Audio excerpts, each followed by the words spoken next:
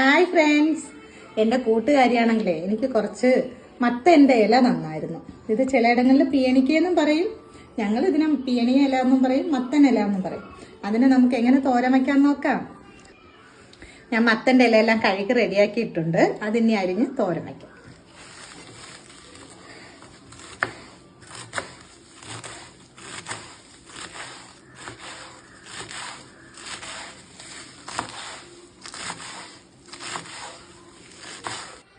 അപ്പം മത്തൻ തോരൻ വയ്ക്കാനുള്ളതെല്ലാം ഞാൻ ഇവിടെ റെഡിയാക്കി വെച്ചിട്ടുണ്ട്. നമുക്കിനി മത്തൻ എല്ലാ തോരൻ വയ്ക്കാം.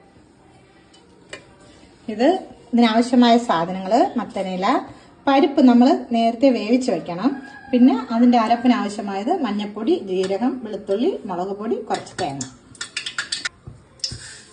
കുറച്ച് കടുക് കൊടുക്കണം. കടുക് പൊട്ടി വരണതും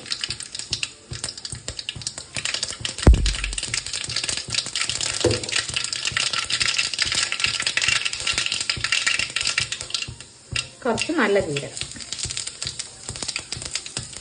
എന്നിട്ട് നമുക്ക് മത്തനില കൂടെ ഇടാം.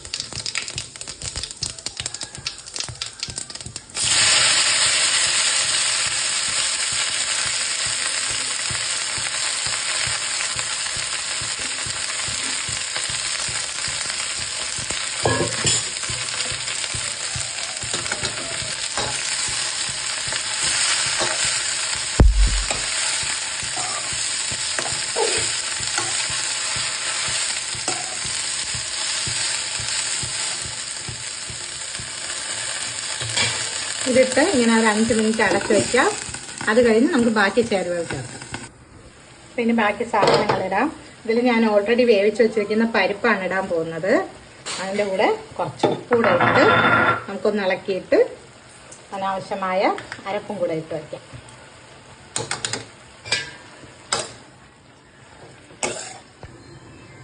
ഇനി ഇതിനാവശ്യമായ അരപ്പിടാം. അരപ്പിട്ട് കിണ്ടി ഒരു 5 മിനിറ്റ് അടച്ചു വെച്ച് തോരൻ റെഡി.